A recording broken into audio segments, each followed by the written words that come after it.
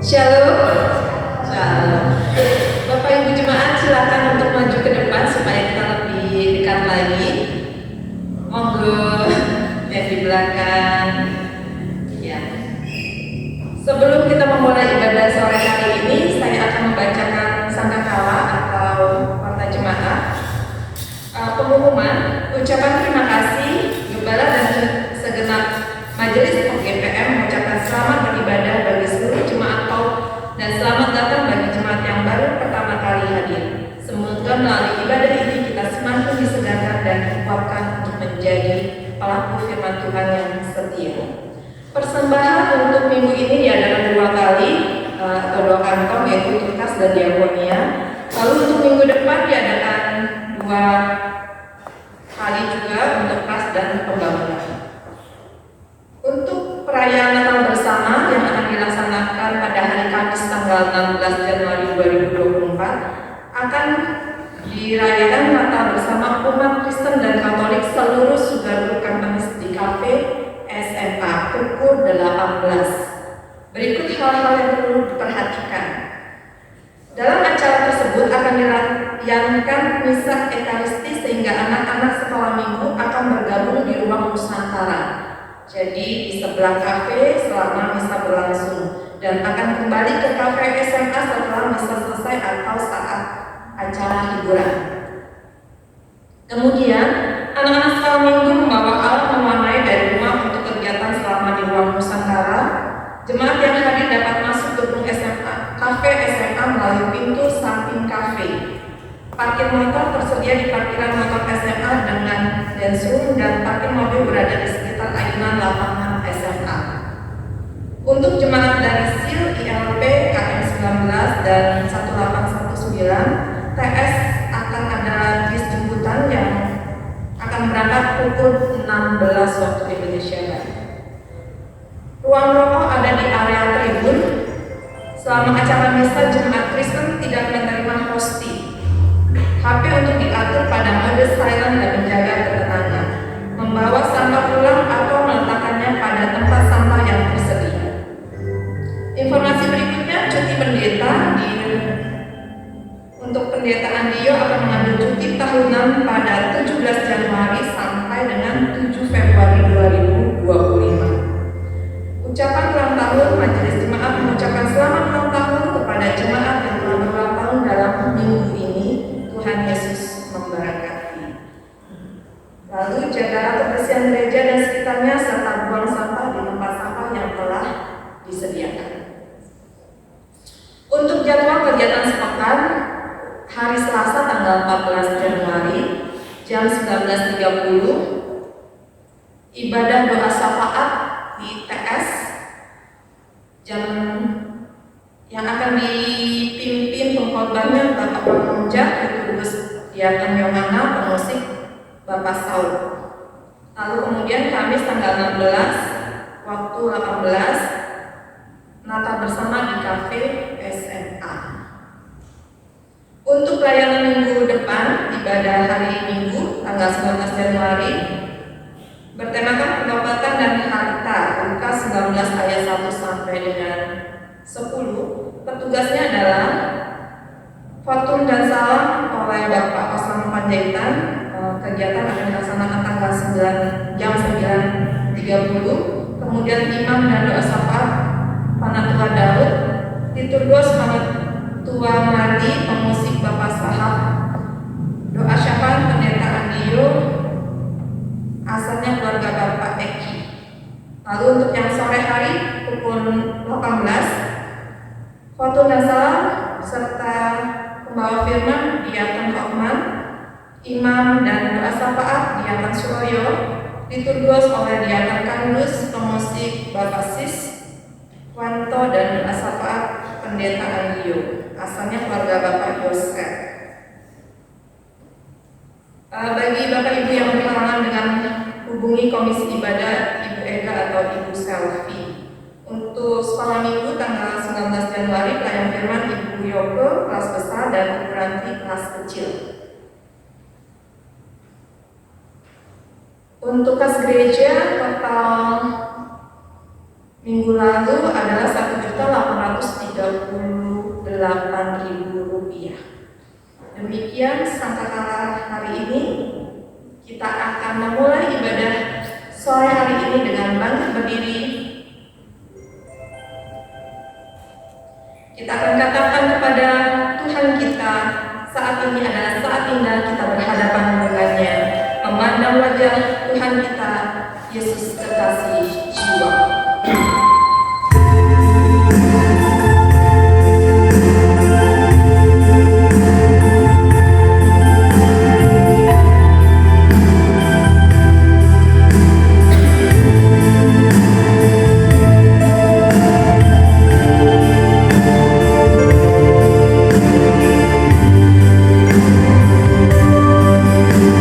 Saat kita berhadapan dengan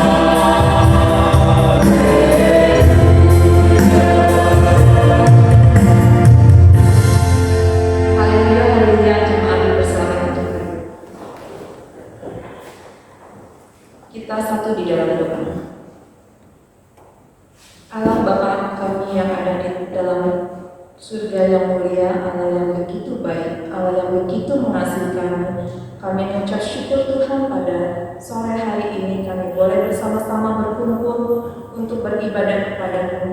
Tuhan berkati kami sehingga kami boleh layak dan berkenan di hadapan-Mu.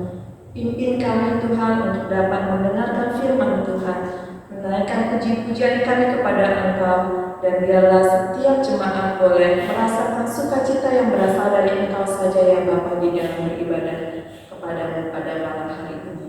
Terima kasih Tuhan, kami serahkan ibadah kami pada sore hari ini hanya di dalam Yesus Kristus kami hidup. Haleluya. Amin.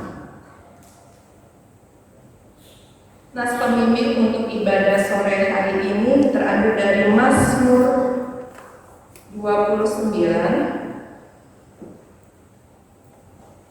ayat yang pertama sampai dengan yang ke-11. Kita akan membacakannya bergantian. Saya akan membacakan yang genap dan jemaat akan membacakan yang ganjil. Saya akan membacakan berikutnya kemudian jemaat. Kebesaran Allah dalam badan.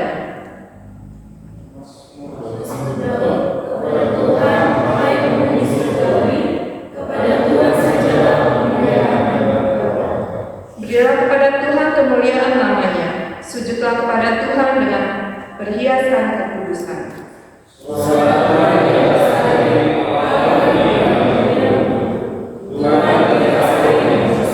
Suara Tuhan penuh kekuatan, suara Tuhan penuh semangat.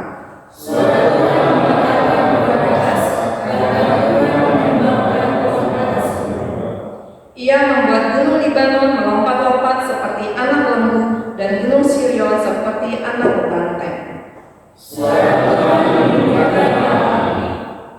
Suara Tuhan membuat padang gunung gemetar. Tuhan membuat padang gunung Kades gemetar.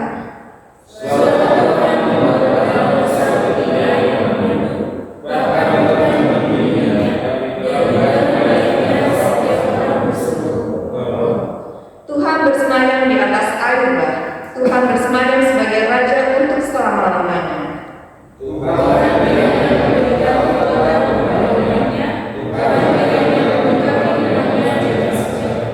Tuhan memberkati umatnya dengan sejahtera. Kita bisa menyapa sebelah kiri kanan kita dengan mengatakan selamat Natal, mungkin selamat tahun baru bagi yang baru bertemu gitu ya. Shalom, silakan Bapak Ibu jemaat.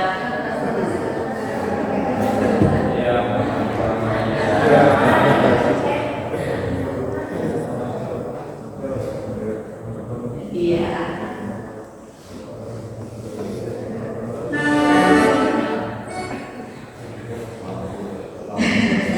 Ya, seberapapun kita di sini kita akan bersama-sama memuji Tuhan, kita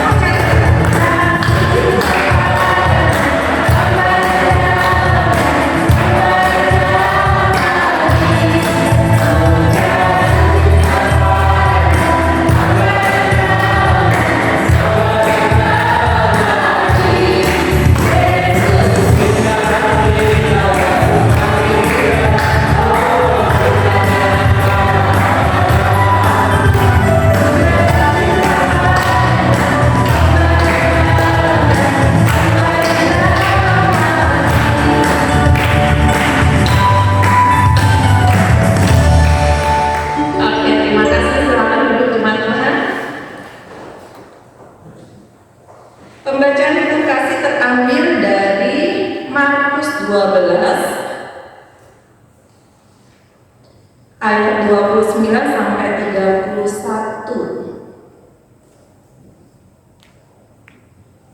Markus 12 ayat 29 sampai dengan 31.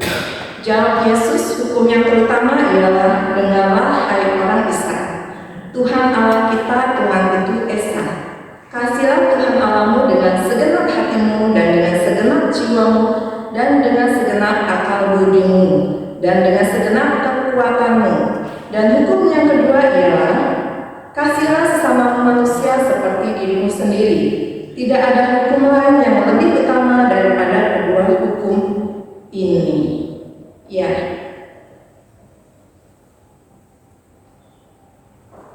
kita akan menaikkan pujian memohon pengampunan dosa dengan lagu Selidiki Aku Lihat Hatiku.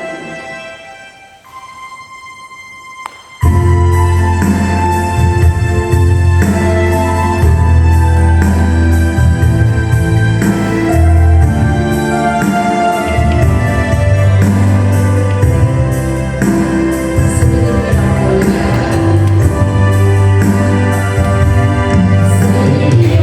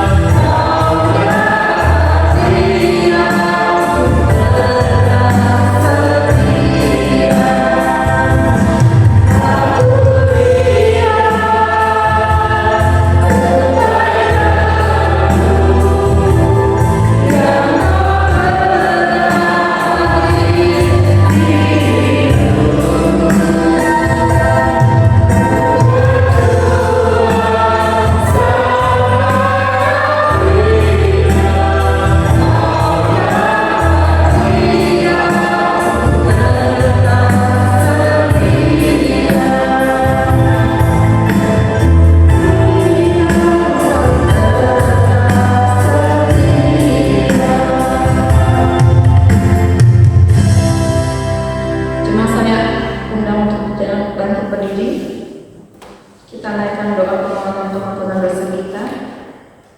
Kita berdoa. Ya Allah, Bapa kami yang di surga, Engkaulah Sang Maha Kasih dan benar. Kami mengakui kesalahan dan dosa kami, ya Tuhan. Ampunilah kesalahan kami sebab besar kesalahan itu. Kasihilah kami, ya Allah, menurut kasih setiamu. Hapuskanlah pelanggaran kami menurut rahmat-Mu yang besar. Bersihkanlah kami seluruhnya dari kesalahan kami, dan tahirkanlah kami dari dosa kami. Sebab kami sadar akan pelanggaran kami. Limpahkanlah kasih sayang pada kami dan berkatilah kami dengan pertolongan-Mu, ya Tuhan Allah kami, sumber sukacita kami. Amin. Jemaat dipersilakan duduk. Berita anugerah diambil dari Yesaya 43. Yesaya 43 ayat pertama sampai ke-7. Kita akan membacakannya bergantian. Untuk ayat ganjil kaum wanita, untuk ayat yang genap kaum laki-laki. Yesaya 43 ayat 1 sampai 7. Amsal-amsal untuk Lemuel dari ibunya. 1, 2, 3. Inilah perkataan Lemuel, raja Masa yang diajarkan ibunya kepadanya. Laki-laki? Maaf. Iya. Saya yang salah ternyata. Yesaya. Iya. Maaf, saya ulang ya. Yesaya 43 ayat 1 sampai 7. Allah adalah satu-satunya penebus. Ayat yang pertama kaum wanita 3, 2, 1. Tetapi sekarang mendengar firman Tuhan yang menciptakan engkau, hai Yakub, yang membentuk engkau, hai Israel. Janganlah takut, sebab aku telah menebus engkau.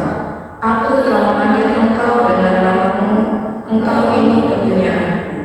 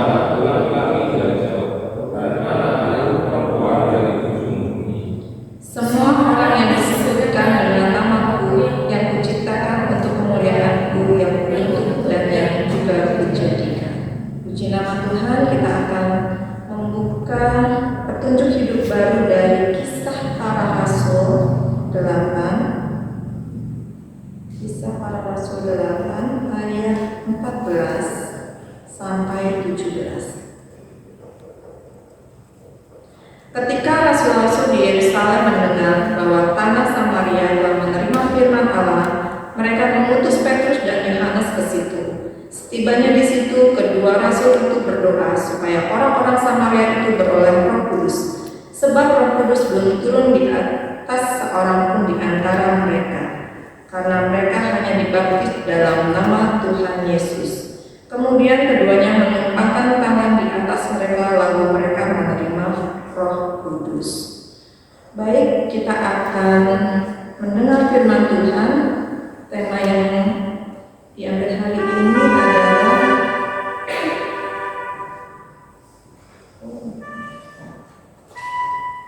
Engkaulah anakku yang kukasihi, kepadamulah aku berkenan, dari Lukas 3 ayat 15 sampai 17 dan 22 sampai 21 sampai 22 yang akan dibawakan oleh pendeta Agio. mempersiapkan hati kita, kita akan menyanyikan lagu Aku Datang dan Ku Bersujud di Hadapan-Mu.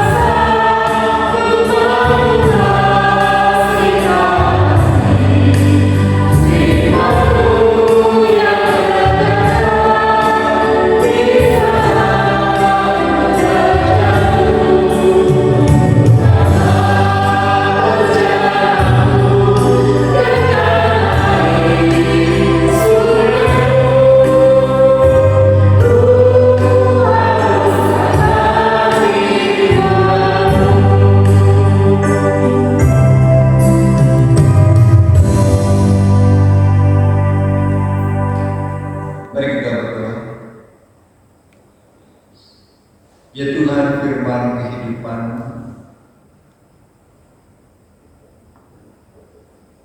anugerahkanlah kepada kami supaya oleh firman-Mu hidup kami menjadi semakin hidup, agar keberadaan diri kami sebagai anak-anak Tuhan berkenan kepada-Mu.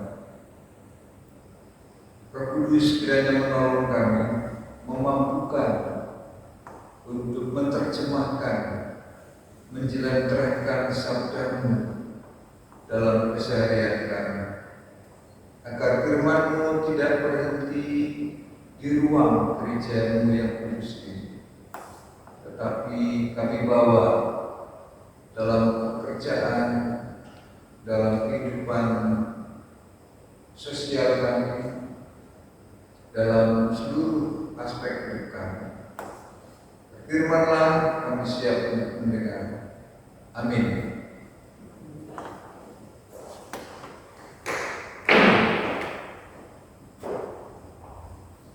Sekarang mari kita membuka Alkitab kita dari Injil Lukas. Lukas 3 ayat yang 15 sampai 17, kemudian dilanjutkan dengan ayat 21 dan 22. Lukas 3, saya akan membaca dalam terjemahan Alkitab yang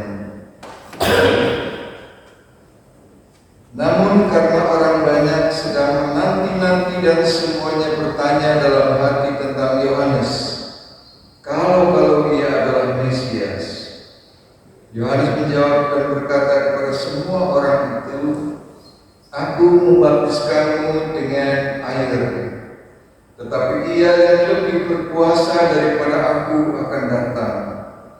Membuka tali kasutnya pun aku tidak layak. Ia akan membaptis kamu dengan Roh Kudus dan dengan api. Alat penampi sudah di tangannya untuk membersihkan tempat pengirikannya dan untuk mengumpulkan gandum ke dalam lumbungnya. Tetapi sekar akan dibakar dalam api yang tidak terpadamkan. Ayat 21. Ketika seluruh orang banyak itu telah dibaptis dan ketika Yesus juga dibaptis dan sedang berdoa, terbukalah langit dan turunlah Roh Kudus dalam wujud serupa burung merpati ke atasnya. Terdengarlah suara dari langit, engkaulah anakku yang terkasih, kepadamulah aku berkenan. Demikianlah Tuhan, berbahagialah setiap kita yang mendengar, dan lebih berbahagia lagi kalau kita menjadi pelaku firman-Nya. Amin. Saudara-saudara, tema kita adalah engkaulah anakku yang kukasihi, kepadamulah aku berkenan. Setiap orang tua pasti mencintai anak-anaknya dan ingin agar supaya anak-anaknya kelak berkenan kepada orang tuanya. Artinya kalau tidak bisa melebihi orang tuanya, paling tidak selevel dengan orang tuanya. Kalau orang tuanya di SMA, yang diharapkan anaknya mungkin S1, paling tidak D3. Kalau sekarang orang tuanya masih membawa motor, berharap barangkali kalau tidak sama, kalau tidak lebih, paling tidak ya sama. Kan itu yang diharapkan oleh orang tua yang mencintai anak-anak. Tidak terkecuali saudara dengan Allah. Kata-kata engkaulah anakku yang kukasihi, kepadamulah aku berkenan.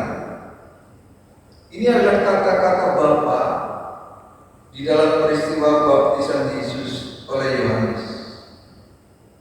Apa arti frasa engkaulah anakku?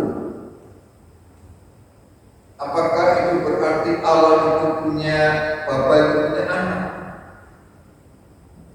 Tentu bukan. Bukan dalam arti seperti itu. Seperti kalau kita mengatakan anak kunci, bukan berarti kunci punya anak. Atau anak tangga, tidak pula berarti tangganya beranak. Tetapi engkaulah anakku yang kukasihi. Ini adalah sebuah metafor, sebuah hiasan yang menggambarkan kebapakan Allah di dalam Yesus, like Father, like Son. Seperti Bapa, demikianlah juga anak. Saudara-saudara, Yesuslah satu-satunya orang yang mampu menerjemahkan, yang mencerminkan sang Bapa. Yang dikatakan di dalam Alkitab, tidak ada seorang pun yang sampai kepada Bapa, yang pernah melihat Allah, tetapi anak di dalam pangkuannya, dialah yang menyatakannya. Jadi tidak ada orang yang pernah melihat Allah, tetapi Yesus yang dikatakan anak di dalam pangkuannya, artinya orang yang sangat dekat dengan Dia, yang menjadi menjadi cermin dari para sang Bapa itu, dialah yang menyatakannya. Jadi di dalam Kristus, Bapa yang tidak nampak menjadi kelihatan. Allah yang transenden, yang seberang sana menjadi imanen. Allah yang kita sebut Immanuel, yang beserta dengan kita, bahkan Allah yang di dalam kita. Nah, saudara-saudara sekalian, peristiwa baptisan Yesus oleh Yohanes, ada hal yang menarik di sana. Di sana menggambarkan suatu relasi yang dalam, sesuatu yang menarik, oleh karena Yohanes mengatakan, aku membaptis kamu. Orang-orang lain itu, umat Allah yang datang itu, dengan air. Tetapi ia yang lebih berkuasa daripadaku akan datang dan membuka tali kasutnya pun aku tidak layak. Dan ia akan membaptis kamu dengan Roh Kudus dan dengan api. Jadi saudara-saudara, Yohanes sang nabi terakhir di dalam perjanjian lama yang dikatakan oleh Yesus, sesudah itu tidak ada lagi orang yang lebih besar daripada Yohanes, karena dia menjadi penutup para nabi dalam perjanjian lama. Maka kalau ada orang yang mengatakan seseorang sebagai nabi terakhir, maka dia sudah telat karena sudah ditutup oleh Kristus, yaitu pada diri Yohanes sebagai nabi penutupan. Nah, saudara-saudara sekalian, dikatakan orang yang semacam ini, orang yang besar itu, dikatakan untuk membuka tali kasutnya pun tidak layak. Tali kasut, alat mengikat kaki, tempat yang paling rendah, tempat yang kotor, debu, wadah kotoran saja, artinya sangat rendah itu tidak pantas. Artinya baptisan yang dia lakukan dan yang Yesus lakukan itu berbeda, tidak sama, bahkan beda jauh. Yang membaptis, Yohanes membaptis dengan air, tetapi Yesus yang akan datang membaptis kamu dengan Roh Kudus dan api. Nah, saudara-saudara sekalian, baptisan Roh Kudus itu adalah baptisan yang memisahkan umat perjanjian lama dengan umat yang perjanjian baru, yang membuat orang mengenal akan Allah dan menggenapi nubuatan di dalam kitab Yoel dalam pasal 2 ayat 8 dan seterusnya, yang mengatakan bahwa pada hari-hari terakhir nanti teruna-terunamu, orang tua anakmu, perempuan laki-laki akan menerima penglihatan dan Roh Kudus akan turun. Dan itu diteguhkan di dalam peristiwa kebangkitan Kristus yang pada awalnya itu digenapi dalam peristiwa Pentakosta, ketika para murid dengan lidah-lidah apinya mereka mengalami pengalaman Pentakosta, kemudian berbicara dalam berbagai bahasa, dalam semolalia, bahasa-bahasa asing. Nah, saudara-saudara, pelayanan Kristus untuk membaptis di dalam Roh Kudus merupakan suatu peristiwa yang berlangsung terus-menerus sepanjang zaman sampai saat ini. Hal ini dikatakan dalam Yohanes 1 ayat 33, Dia yang akan membaptis dengan Roh Kudus. Nah, di dalam bahasa aslinya menggunakan bentuk sedang, artinya Dia yang sedang terus-menerus membaptis. Nah, jadi ungkapan Lukas dan Yohanes tidak hanya menunjuk dan merujuk pada baptisan yang pertama pada Pentakosta doang, tetapi juga pada peristiwa penting, yaitu pelayanan Yesus sekaligus membaptis di dalam Roh Kudus kepada gerejanya sepanjang zaman. Jika Sehingga dikatakan dalam Kisah Rasul 2 ayat 30, bagi kamulah janji itu, dan bagi anak-anakmu, dan bagi orang yang masih jauh. Bukan hanya generasi mereka, jauh tempat juga jauh waktu, jauh generasi. Itu mereka mengalami baptisan Roh Kudus.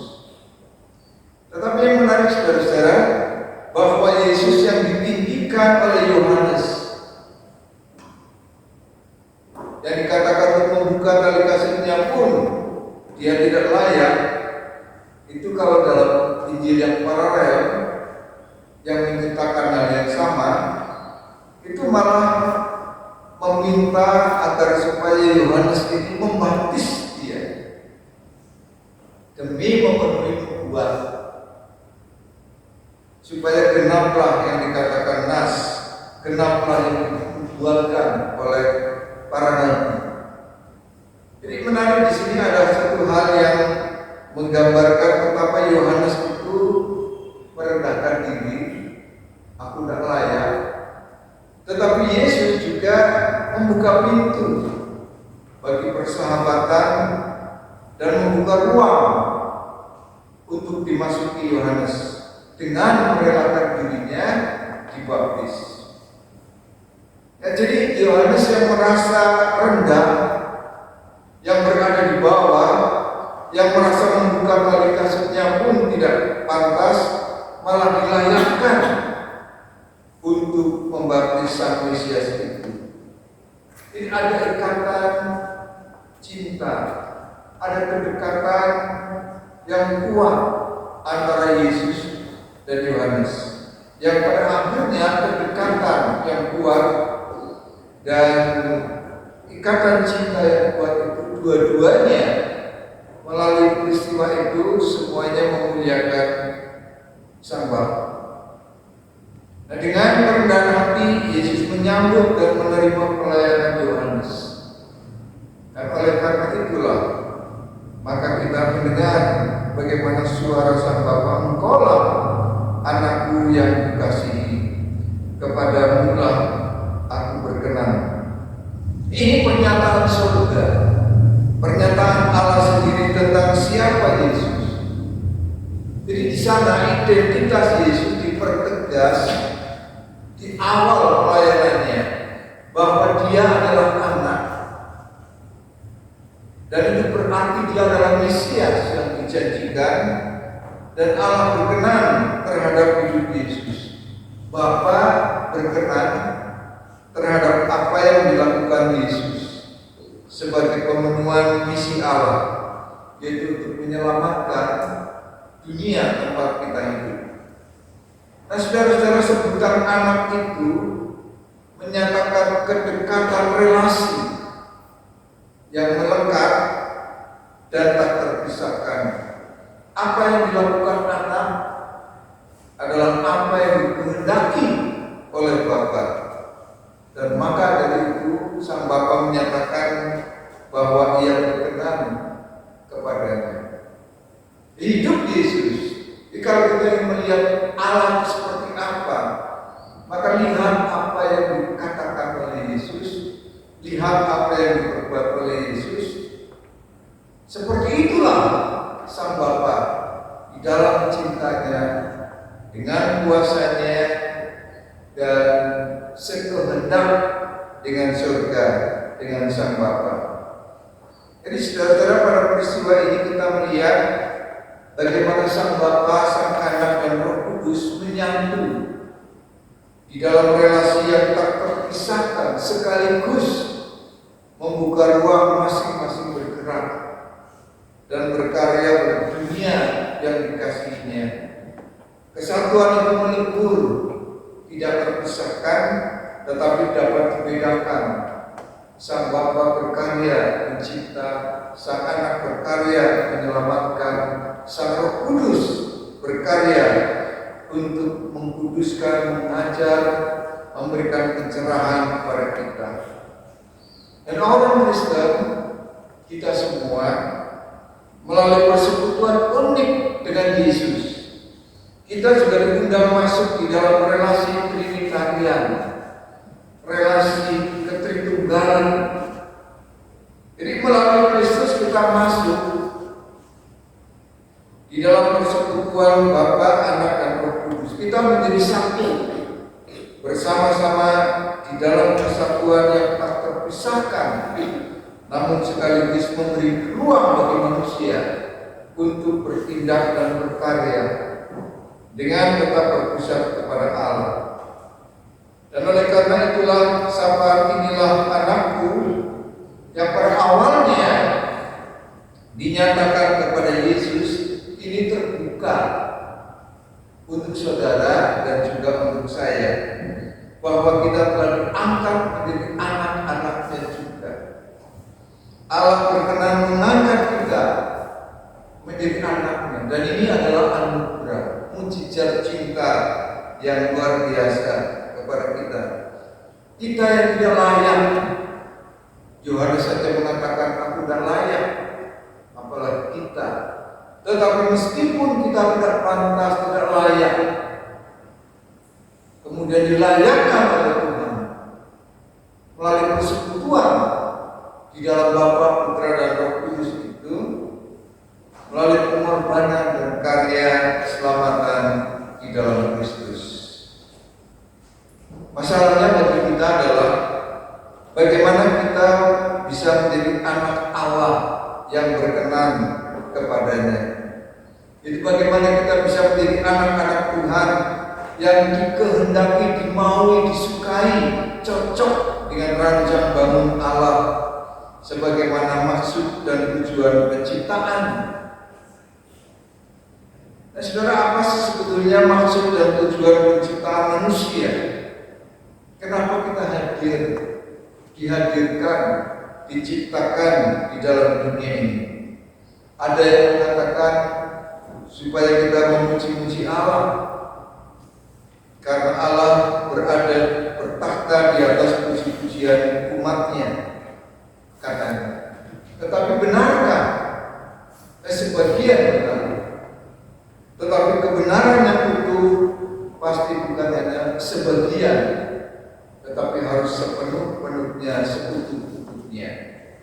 Nah, kalau kita jeli dan teliti membaca Alkitab, maka di awal penciptaan itu jelas maksud dari diciptakannya kita. Pada Kejadian 2 ayat 15 dikatakan begini, Tuhan Allah mengambil manusia itu dan menempatkannya di dalam Taman Eden untuk mengusahakan dan memelihara taman itu. Jadi sejak awal penciptaan kita dipanggil oleh Allah, ditempatkan dalam taman itu, dalam dunia itu bukan untuk laya-laya, tetapi untuk mengusahakan dan memelihara taman itu, untuk mengolah agar tanah itu menghasilkan dan memelihara taman itu, memelihara dunia ini. Jadi dengan kata lain, saudara, kalau bertanya bagaimanakah kita supaya menjadi anak Allah yang berkenan kepadanya, maka tidak lain adalah untuk kerja. Untuk kerja. Dan menarik, saudara, kata Ibrani yang dipakai untuk kerja adalah akoda. Dari kata akoda itu muncullah ibadah. Kata ibadah. Jadi nggak ada, saudara, caranya manusia diciptakan hanya untuk nyanyi-nyanyi doang. Tidak juga untuk menyembah-nyembah dan doa-doa doang, tetapi untuk kerja. Karena kata Yesus, Bapakku bekerja sampai sekarang, maka aku pun bekerja. Dan kerja ini adalah ibadah, bukan kutuk, bukan laknat, tapi rahmat dari Allah.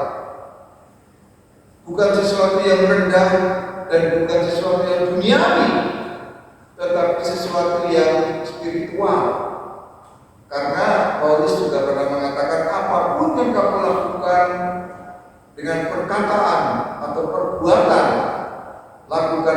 semuanya seperti untuk Tuhan.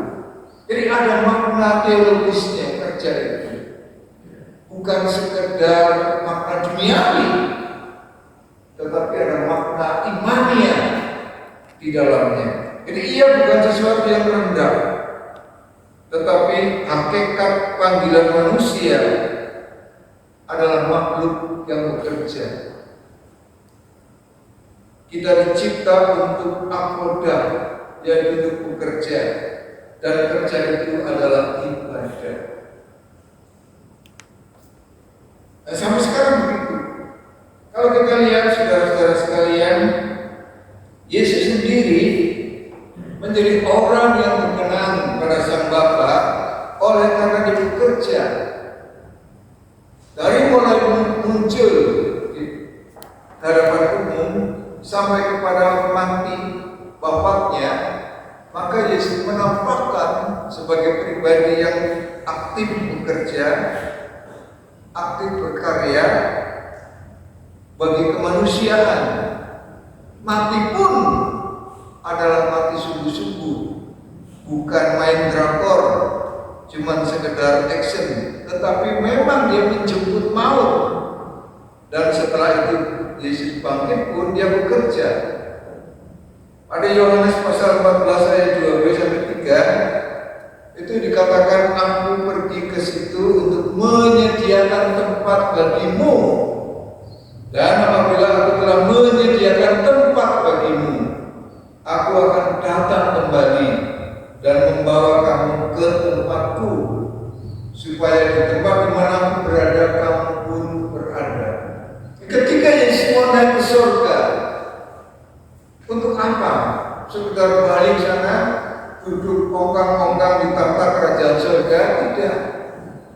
Dia katakan, aku akan menyediakan tempat bagimu. Bekerja mengkapling-kapling, membuat bangunan-bangunan, menata kelola surga, lalu lintas kehidupan, semua ditata. Dan dikatakan setelah semuanya selesai, aku akan datang kembali membawa kamu ke tempatku, supaya di mana aku berada, kamu pun berada. Balik lagi ke bumi, mengangkat kita, membawa kita untuk ke sana. Yang artinya, saudara-saudara, yang mau dikatakan di sana bahwa Yesus itu bekerja, baik masa hidup, masa mati pun dia sampai turun ke dunia orang mati, bangkit, terus berkarya, naik ke surga, di sana pun dia bekerja, balik lagi dia bekerja. Jadi hampir-hampir kita tidak melihat Yesus itu ongkang-ongkang. Bapakku bekerja sampai sekarang, maka aku pun bekerja. Dengan kata lain, saudara-saudara sekalian, kalau kita ingin berkenan kepada Bapa, maka jadilah seperti Yesus, yaitu menjadikan hidupnya bekerja, apoda, ibadah, kerja ya ibadah. Jadi jangan kita memisahkan bahwa kerja itu sesuatu yang duniawi, tidak rohani, kutukan Allah, bukan. Dia sangat-sangat imania, sangat spiritual, sangat rohani, karena dikaitkan dengan Allah. Sampai dia kembali lagi. Jadi dengan kata lain, saudara-saudara, bukan anggur-angguran, bukan leye-leye, tetapi kerja-kerja dan kerja, apoda dan apoda, yaitu kerja karena kerja adalah apoda, kerja adalah ibadah. Itu maksud penciptaan. Dan kenapa Allah sudah menyatakan, inilah anakku yang kukasihi, dan kepadanya aku berkenan. Kalau kita ingin berkenan kepada Allah, jadilah seorang yang aktif, yang dinamis, yang bekerja. Otaknya dipakai, bukan cuma ototnya doang supaya kita cerdas, tetapi juga ototnya bekerja supaya kita sehat, mental kita juga dilatih supaya sehat, sehingga kita menjadi pribadi yang produktif,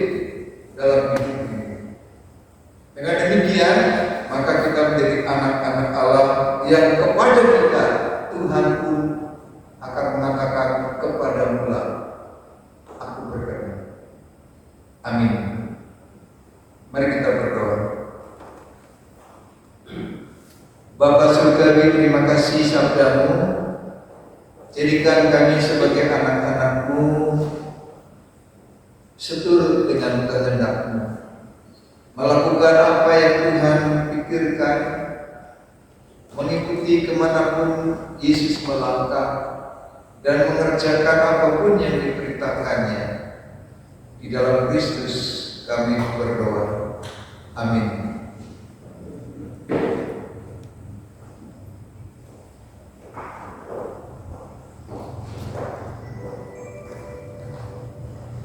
Terima kasih Pak Andi untuk pelayanan firman pada malam hari ini. Kita akan meresponi firman Tuhan dengan menyanyikan lagu Janji-Mu Seperti Fajar Pagi Hari.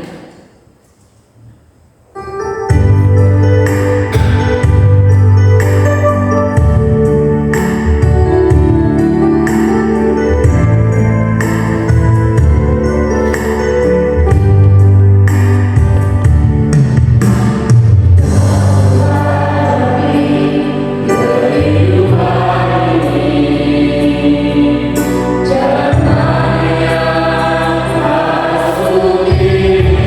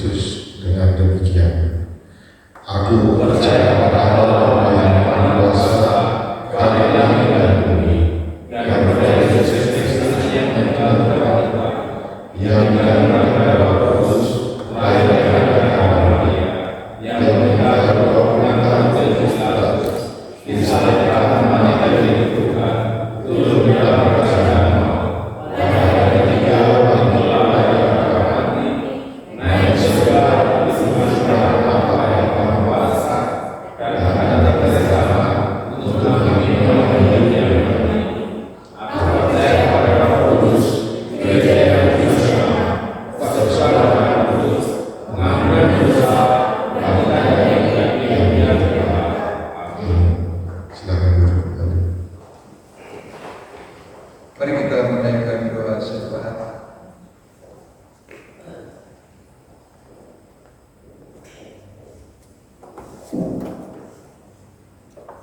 Bapa di surga,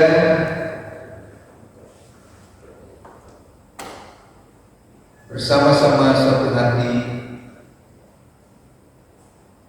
kami datang memohon rahmat dan kerahiman Allah bagi persoalan-persoalan yang kami hadapi, yang tidak mampu kami cerna dengan akal kami,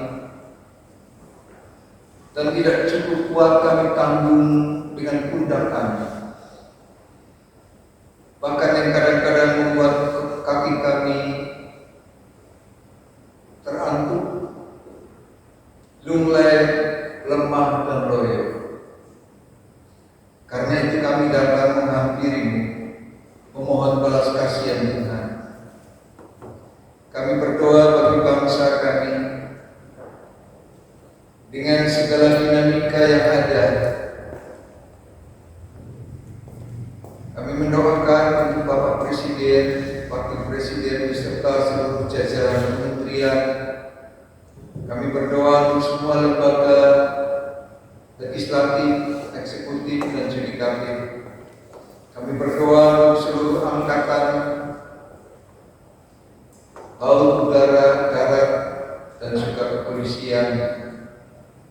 Kami juga berdoa bagi para politisi, baik yang di Senayan maupun yang di daerah.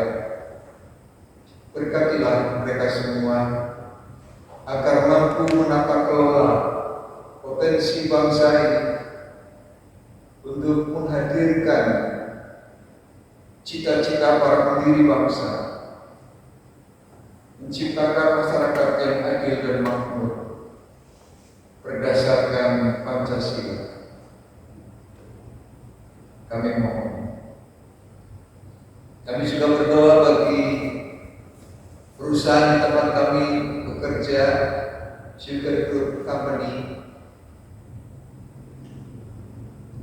yang pada tahun ini sudah kembali lagi menanam tebu. Kiranya Tuhan memberkati setiap tanah yang di dalamnya batang tebu ditanam, agar ia bisa bertumbuh dengan sehat dan menghasilkan kualitas tebu yang paling maksimal. Berkati seluruh karyawan, baik di staf maupun karyawan tetap, harian dan lepas, agar menjadi kesatuan kerja yang sinergis, menata kelola kekayaan dan yang Tuhan titipkan bagi perusahaan ini. Secara khusus kami berdoa untuk rencana Natal bersama umat Kristiani di tempat ini pada tanggal 16 hari Kamis pekan ini. Tuhan memberkati agar supaya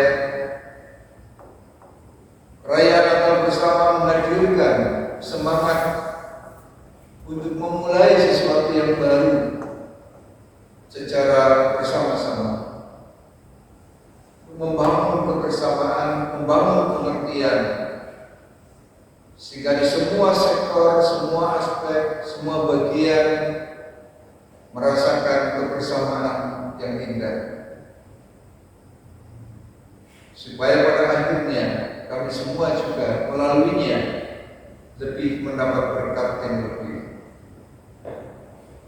Kami percaya Tuhan akan memberkati semuanya. Kami berdoa bagi gereja-gereja Tuhan dimanapun berada, baik di kota-kota besar, kabupaten, kecamatan, bahkan di pelosok-pelosok pedesaan. Tuhan memberkati mereka dengan karya pengutusan Tuhan, karya persekutuan, karya pelayanan, karya kesaksiannya, supaya Injil Tuhan dapat dikenal melalui kehidupan gereja-Mu.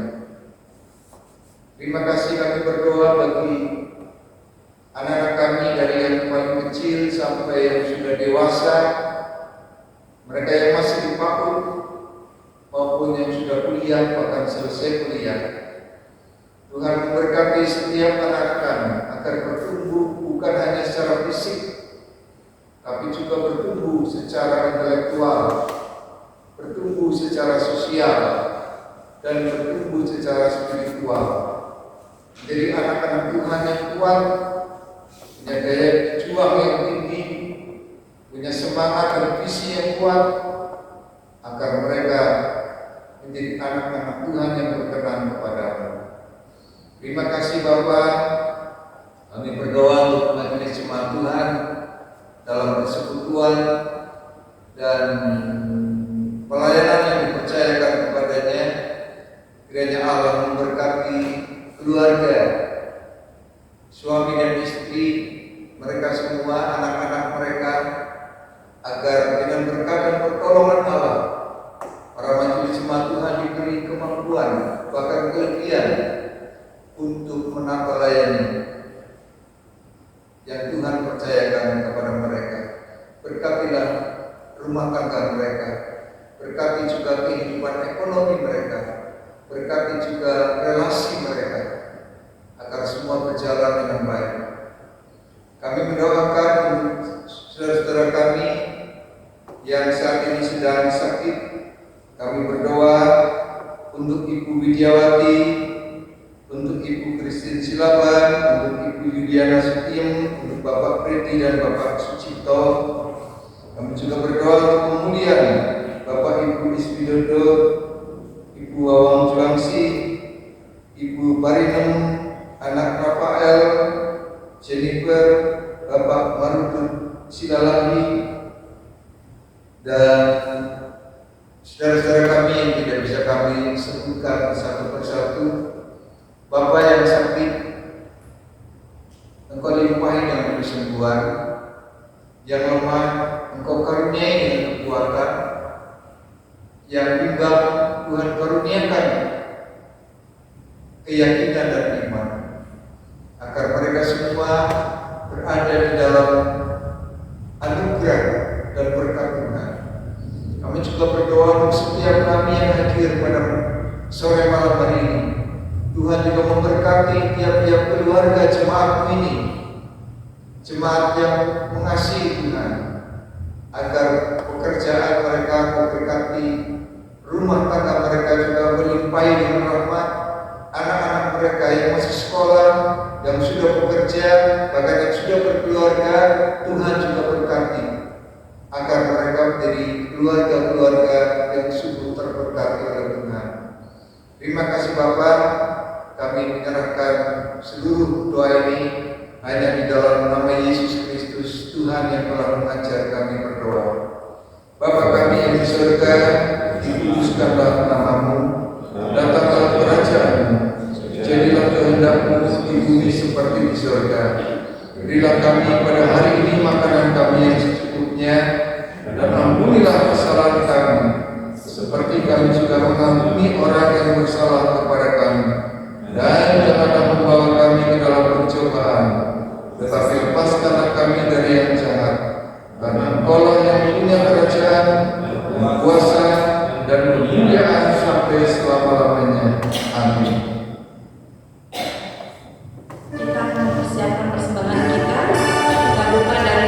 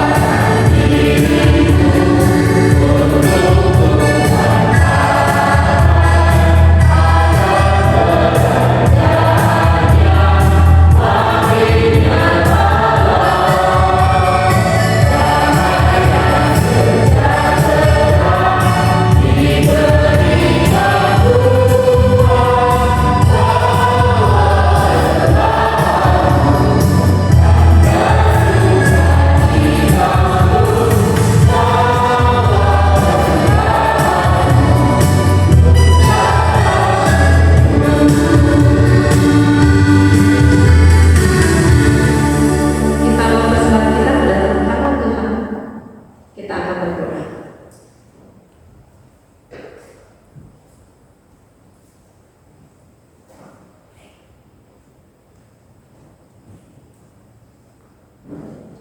Kita satu di dalam doa. Kami mengucap syukur Tuhan untuk setiap berkat yang Tuhan berikan bagi kami. Begitu banyak berkat yang Engkau telah limpahkan, dan hari lepas hari kami merasakan tangan Tuhan menyertai kami. Tuhan Yesus, berkati persembahan ini supaya menjadi alat untuk menjangkau jiwa-jiwa dan juga untuk pelayanan di tempat ini. Tuhan berkati majelis yang mengelolanya, dan Tuhan memberkati setiap tangan yang telah memberikan. Di dalam Yesus Kristus kami telah berdoa dan mengucap syukur. Amin. Jemaat dipersilakan untuk duduk. Ya, tiba waktunya untuk mengakhiri ibadah kita pada malam hari ini. Kita akan ikut terus Tuhan Yesus, mendengar dan mengikuti Dia, supaya kita tidak salah jalan ataupun melenceng ke kiri dan ke kanan. Di dalam lembah yang gelap maupun di lembah berbunga, kita mau ikut Tuhan selalu. Kita akan menyanyikan lagu "Ku Mau Berjalan Dengan Juru Selamatku" ayat ketiga, bangkit berdiri. Yang pertama dan kedua.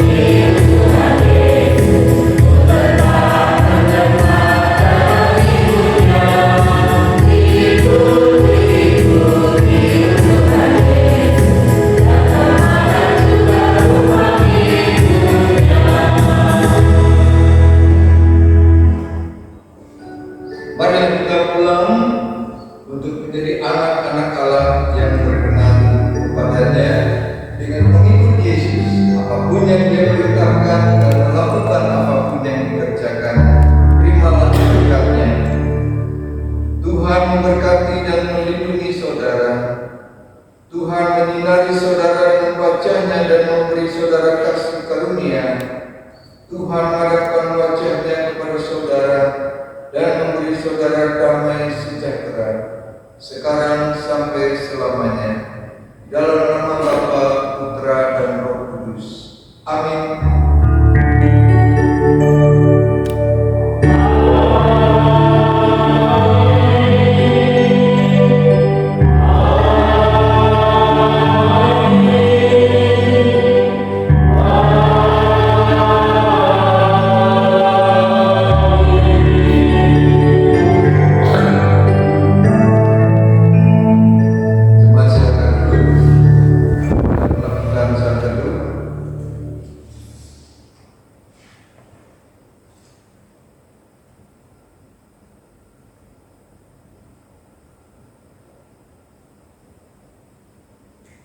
Ibadah telah selesai, Tuhan Yesus memberkati.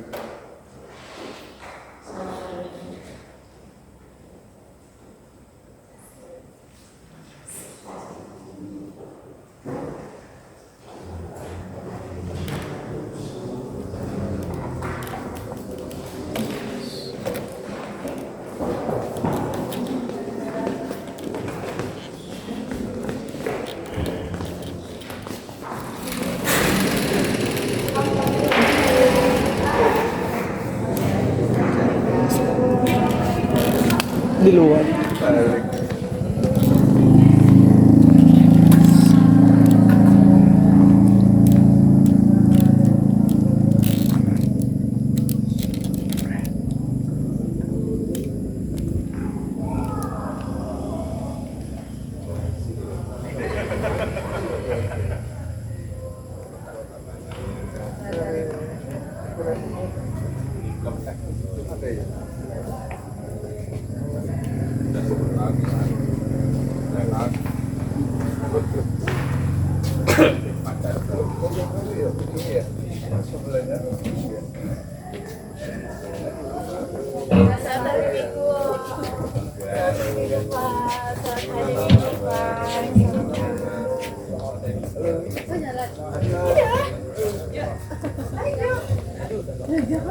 Salam untuk banyak Parah. Oh iya, biar kelihatan sama tahun baru. Terima kasih.